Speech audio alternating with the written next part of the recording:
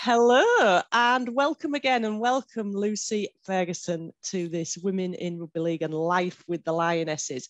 Thank you so much for coming and being involved in the project, and just great that you're here, and your rugby league career we're going to discuss. That obviously you were on that first tour in 1996 when we brought the Ashes home, and also 1998, which were just two big prominent moments within women's rugby league, particularly doing the tours. So thank you for agreeing to be part of the project, and I'm really looking forward to sort of hearing more about your rugby career, particularly with Wakefield and obviously with the Lionesses. How did you actually get started in rugby league? I know you're from Featherstone originally, so obviously Featherstone is the heart of rugby league, and rugby league's about that. But how did you get involved? Yeah, correct. Well, obviously Featherstone plays a big part in my upbringing and my decision to play rugby league. So born and bred in Featherstone, still here. They can't get rid of me. And from a big rugby league family, actually. So I had two uncles that played semi-professionally for Featherstone, Uncle Anne and Uncle Stan, who Stan Nicholson and Arnie Nicholson, who loyal Featherstone fans will know of. And so it was in my blood, not from a female perspective, very male dominated, obviously. And just as a kid and growing up, sport was in my blood. I loved any sport. I played netball, hockey, football, anything that I could get my hands on. Did track and field. And when I played football, the rugby team, the women's rugby team that became Wakefield Panthers, were training at the same time. And I had some friends that had played rugby. And actually, I was never that good at football, Julia, to be fair. And so the other shaped ball came my way, and never looked back, actually. Joined the team and decided that was the sport for me, and loved every minute of it. How old were you, Lucy, when you did that? Around 20, so quite old in terms of getting started. Yeah. Right. But I think because I'd played team sport all of my life, and that's what I love, that camaraderie, that togetherness, that you've got that sort of that unified goal that you're all heading towards, just really played to my motivation. And just a great group of people that were part of Wakefield Panthers, and, you know, both on and off the pitch. Yeah. Just made it for me, made it easy, actually. Yeah, because they were a great team, weren't they? I mean, they were unbeaten for 8 years at some point. Yeah. I mean, we worked hard, honestly. If I think back now to the training sessions that we used to have, my word, I don't think that I would be physically able to do that now. In fact, a funny little story, right? I finished playing, and then I thought, right, before I'm 40, I want to play again. Or it might have been 30. I'm getting old. I forget. And I went training with the girls at Featherstone Rovers. They were playing at Featherstone Rovers at the time. And honestly, the next day, I think I couldn't move anything apart from my eyelashes.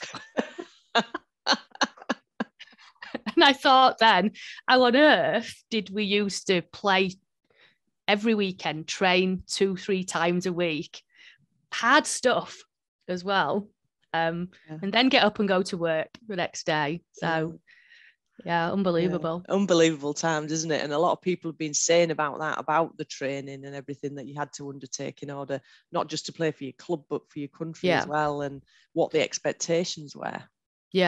No, it was a huge commitment, actually. You know, when you think back, and doing that in combination with work and family commitments as well, it literally was nearly every day of the week. Certainly when I was part of the Great Britain training squad, you had that training plan, you had something every day, maybe one day a week off where you were not training, and then either playing or training on a weekend as well. And I remember the bleep tests that we used to do. And I remember the first time I did a bleep test and I wasn't particularly good at it. And then I think towards the end or nearing the tar, I got pretty good at the bleep test. I was You happy became with a it. master of it. I did. Yeah. But it still makes me shudder thinking about it. It's a tough test. I know that we had to do it as referees as well. Yeah. So tell us, how did you get the call up for Great Britain? Because obviously you were on the first tour, the 1996 tour. Yeah. Tell us a bit about the call up and how you got involved. And yeah, well, I guess my sort of pathway to playing for Great Britain was it was talked about, right? And I played for a great club, and so I was like, I'm going to put my hat in the ring, right? And actually, from an upbringing perspective, I've always been encouraged to believe in myself, right? So kudos to my parents for that, right? That like, don't let anything get in your way. Try again. And I've had some disappointments in my life, but I think that's given me resilience, you know? And so actually the trial for the first Great Britain squad that we had, that was to get into the training squad, right? I actually broke my wrist at the trial. Oh, wow. I know. And so you think then, don't you? God, my God, that's it. You know, it's over before it's even begun. But you know, credit to the management team, etc. They stuck with me, and I became part of the training squad. And that really was that eat, sleep, dream rugby time, working really hard and intentional. And then got the call up. I don't think I'll ever forget that. That was, you know, no social media or anything then, right? And I'd literally been for a run as part of my training program down to the bottom of Station Lane in Featherstone and back again. And I'd missed the phone call. And so my mum's like, you've had a phone call. So I called them back and honestly astounded at the fact that I'd been selected for the squad. And, you know, not just for me, but sort of for my family as well. I mean, it was a huge deal. And from a how that impacts my family perspective, and this is something that gives me goosebumps now, you know, just thinking about it. But at the time, my granddad was suffering with dementia. And this must have been after the tour, actually. But I'd went to see and visit him in the nursing home that he was in. And I can remember my granny being sat there in the room with him. And she said, Stan, it's our Lucy. Do you remember her? And he says, remember her? Of course I bloody do. You don't forget one of your own when they've represented the country. Oh, that's fantastic. And, you know, when you think if there's nothing else, Julia, that created, that was just worth it. Absolutely what a worth lovely it. story. And that is hard with dementia for them to remember that sort of stuff. So it must really have been impacting on him. And he must have been so proud. Yeah, no, honestly, it does. I'm shivering now thinking about it, but it's worth it, that, innit? Them types of stories it and is. memories. And obviously from where you've come from in Featherstone, obviously that is just rugby league land, isn't it? I did a project there in 2018 and they just eat, sleep, breathe rugby league, don't they? Yeah, they do. And even honestly at the weekend, I was at a family barbecue and we were talking rugby as you do. And my uncle said to me then, you know, I always tell people, you know, we've got a rugby league family, but only one person, and that's you, ever played for the country out of all the men we have in our family. And it's you, the only female that played rugby league that played for your country. And that's brilliant. It's meaningful, isn't it? You know? Yeah, of course it is. Oh, what a lovely family as well, putting you on that pedestal where you should be. Representing your country. Yeah, I feel lucky about that, actually, because it's not always the case, you know. No. That's great. Memories. So go on, talk us through this first tour, 1996. Then you're going out to Australia. I know. Talk us about Imagine the preparation for it and you going out there. Tell us about it. What your memories are on and off the field. I mean, we did everything. We had to do everything, raise our own money. Obviously, I've talked a bit about the training program, and so I won't repeat that. But in addition to doing all of that training and still playing club games actually as well, and maintaining a pretty decent record, we had to fundraise for our money to be able to go. And actually, I think if we didn't get the money we needed, we wouldn't have been able to go. Simple as that, right? Yeah. But that's when that sense of community in Featherstone really came together. So we had bucket collections, me and friends, and even friends without me, going round pub businesses. People were donating, throwing money in buckets. We had the college that I used to go to donating money, New College as is now at Pontefract, donating money. My dad plays in a rock band. He plays the drums. He still does actually. And they did a gig at the local working men's club. Fantastic. People paid for that, and that all went, towards the funding. So that's a lasting memory that I've got, actually, how like the community came together for me.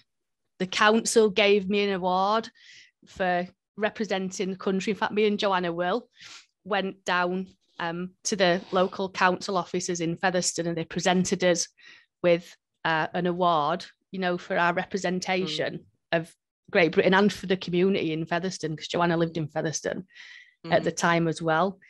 So just that, and that belief and that pride. We were in the Pont and Cass Express, and it was a big, honestly, it felt great and unexpected, I think. But I also don't think that I realised the enormity of it at the time.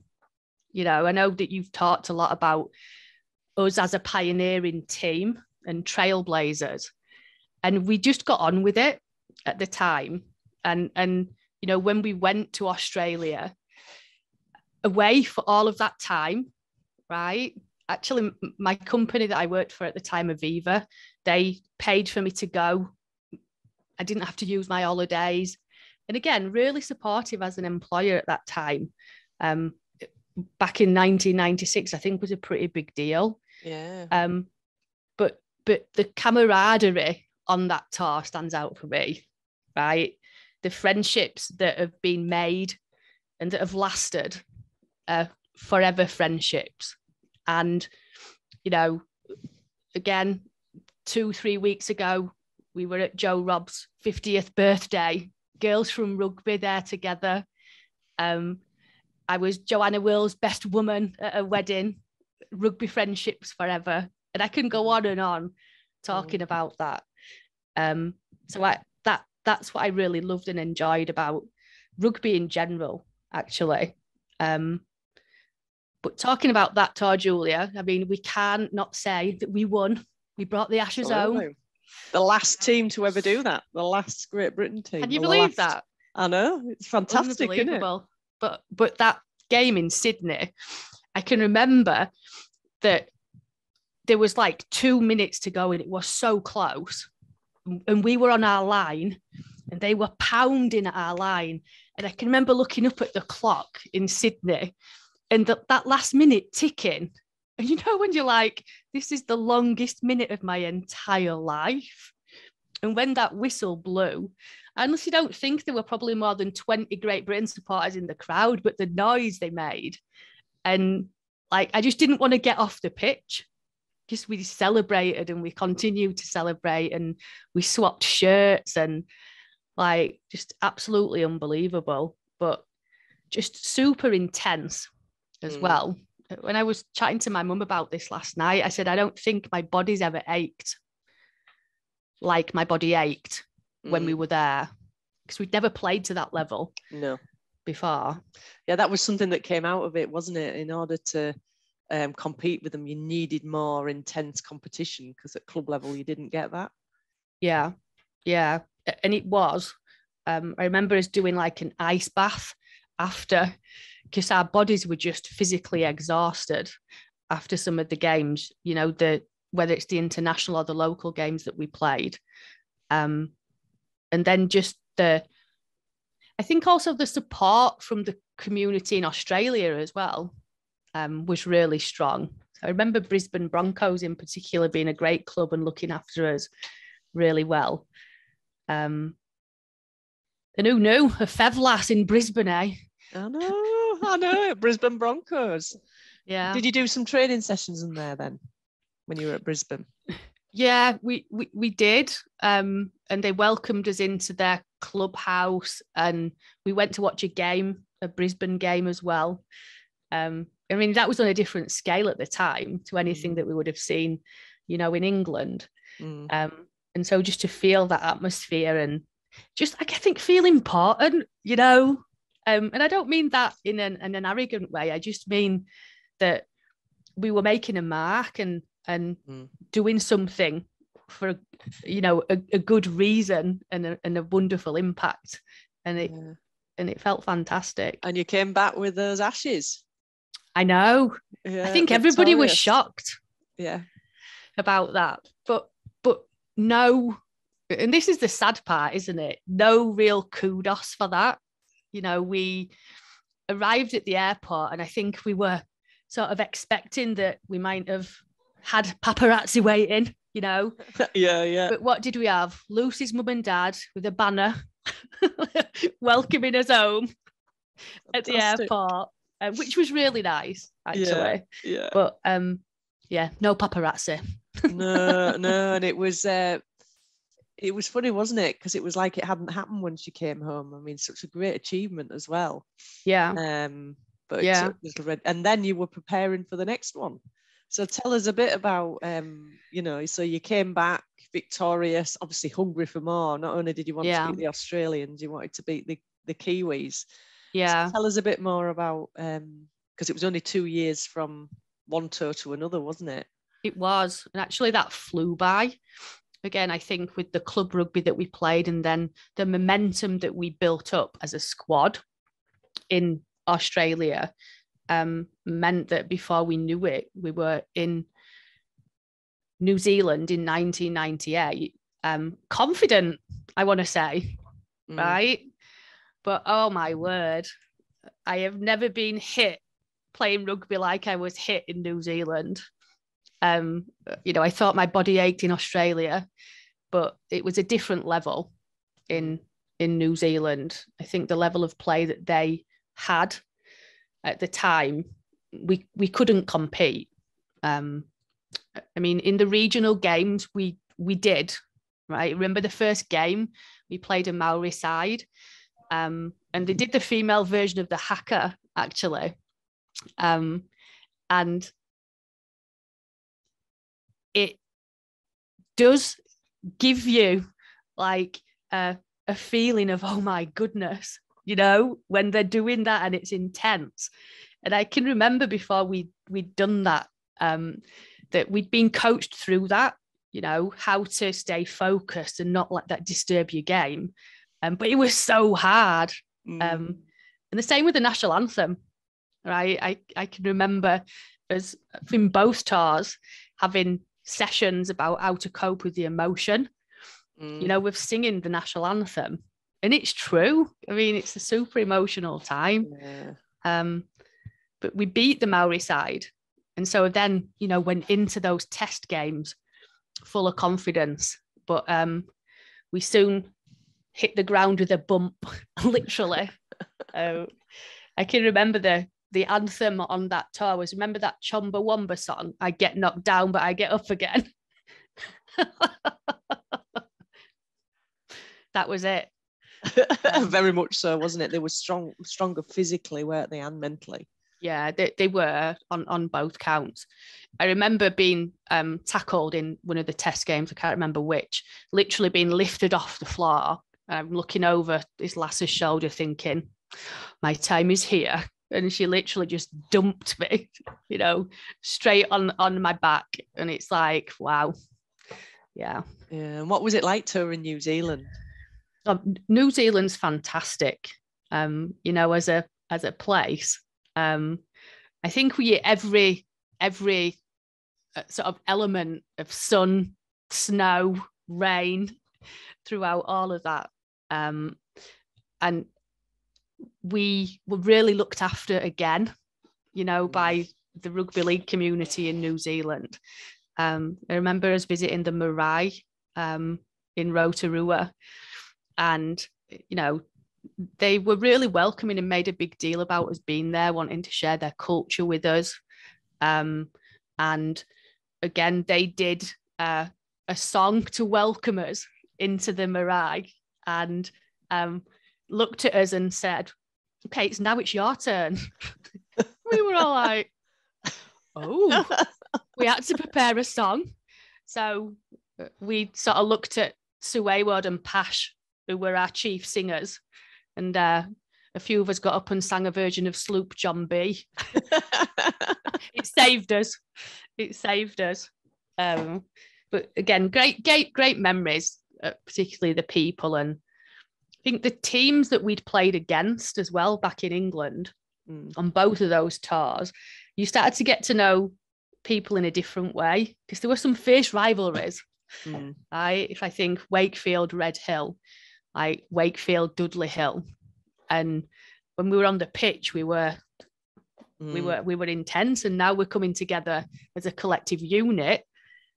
It was a different dynamic, right? So good to get to know people in a different way, and for us to connect together, as a different team as well, have some fun together.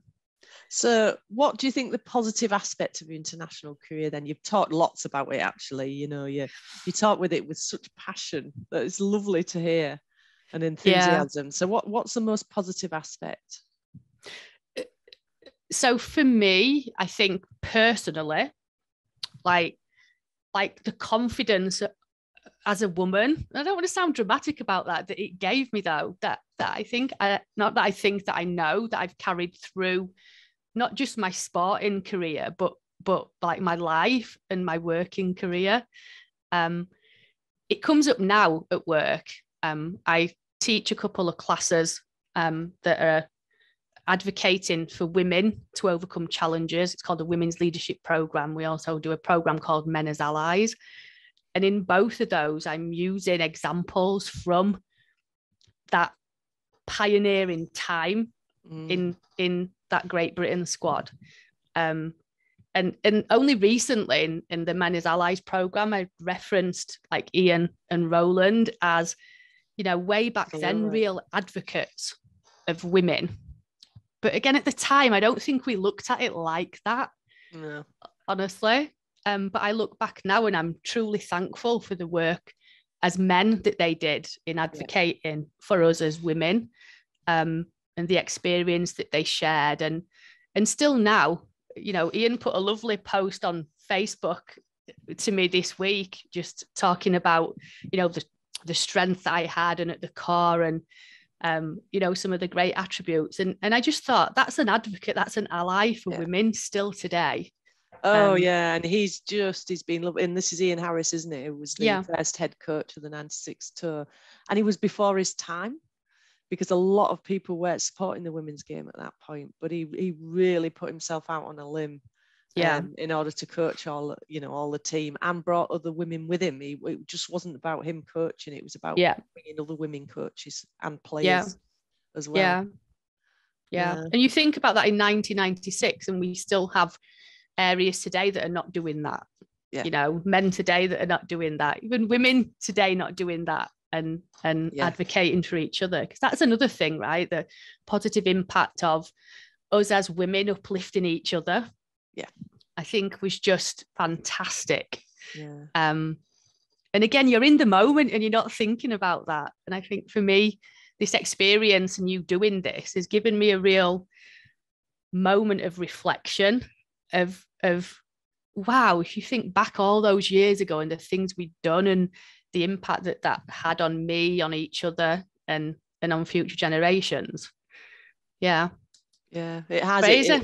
It has inspired a lot of people to talk, and we want obviously more people to talk about it, because it brings forward how pioneering you genuinely were. I mean, you had to raise all that money, you had to to have work-life balance and training, and rugby took over your lives, really, didn't it?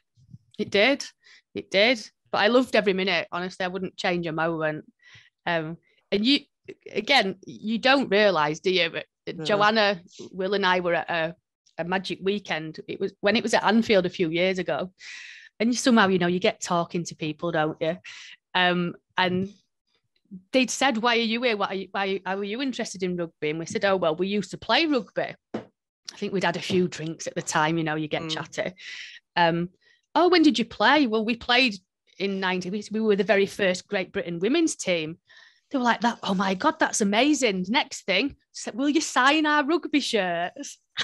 Fantastic. And we were like, are you sure? With a permanent pen? You want us to sign your rugby shirt? And then you're like, wow, like, why would they want us to sign their rugby shirt? Yeah. But be worth thousands that now. Thousands. Oh, without a doubt. When we finish this, it'll be millions. You watch it. So what was the most challenging aspect? Yeah, it was that balance with like career, playing, home life, trying to balance all of that stuff. And I think making the choice at the time, actually, that rugby was my focus. And so I didn't focus as much on my career. I did a good job at the place that I was at, but I didn't look at promotion or next steps, or because I really had to be able to walk out of that place at 5 o'clock and forget about it and focus in on rugby. And so I think from a challenging perspective, that's definitely one thing that shone through for me. And like, it was hard work, the training and the fundraising, and that realization of, if we don't get the money, we can't go. It's deal or no deal time. Plus I think that it's like we were fighting for recognition, and that also takes time. It takes energy. I mean, I remember at the time, we, at one of the men's Challenge Cup finals at Wembley, we were asked to, and I can't remember which tour it was, but we were asked to be part of the opening ceremony. Shola Amma was the singer at the time. I can't remember the song. And so we got to go down to London the day before and go to this practice hall where we were like waving flags and doing stuff at the side of the pitch. And when I think about that now, I think, yeah, it gave us a little bit of exposure as the Great Britain women's team. But why were we waving flags at the side of the pitch to Shola Amma? Why were we not on the pitch playing the sport? Yeah, and interesting, I can tell you when it was. It was when you were you'd beaten the Australian. It was after the 1996 Oh, was tour. it? So not only were you waving flags, you actually were the last team to win the Australians in the Test series, and you were on the pitch in costumes. I think you were given costumes as well, weren't you? Waving flags. Yeah. Dancing. Yeah. Dancing. Yeah. And something most of us were not very good at, dancing. Something we were very good at, rugby. Yeah. Which, yeah, I mean, that would have been awesome, wouldn't it, to have the Great Britain women's team playing rugby. Yeah. So I think they for me were definitely some of the challenging, the challenging parts of that, but worth it. Yeah, and you've taken it into your career though, haven't you, as well, around the inequalities and making a difference to other women. Yeah, no, definitely. And, we talk a lot about, equity versus equality, and you have to look at equity first. Yeah. And look at the uplift that we need as women before you even consider equality. Yeah. And it's not about unfairness. It's about that we don't have the advantage still today that men have. And so we need to focus in on that. And I think the flag waving was the perfect example of that, wasn't it? Absolutely, absolutely. I wonder if we would have had many men tourists from when they last won the Ashes waving flags at Wembley. I think not. Imagine. Yeah. It's an interesting one, isn't it? Yeah. So when you reflect on your achievements, go on. What do you think? God, again, I don't think that I really understood the significance I've probably repeated myself 100 times with this point, but I can't emphasize it enough. And that, like, those challenges that we faced, I hope have helped future generations of women to play sport. And like, I say that now as a mother as well. And I've got 2 beautiful daughters, 2 twin girls, and they're going to be 10 years old this year. And one of the reasons that I really wanted to do this today as well, I mean, it sounds cliche, doesn't it? But it's true, is that I want them to see their mum be proud of me, but also to believe that they can do whatever they want to do.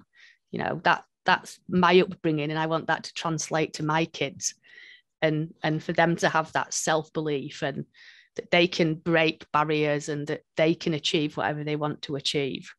So, you know, I'm proud of myself, and I'm like confident now to be proud and to call that out. And I think we all should be. Yeah. So what do you see the future of women's rugby league and the difference that you actually made as pioneers? Yeah, I think that when I look at now the teams that play, whether it's locally or internationally, you know, they've got an affiliation with Super League teams, which is the right thing. Yeah. Right. I think when you look at the national squad, they have the support they should have. They're spending time focusing on their game versus fundraising for a suit to wear or a kit to put on their back. And that's fantastic to see. I still think there's more that we can do.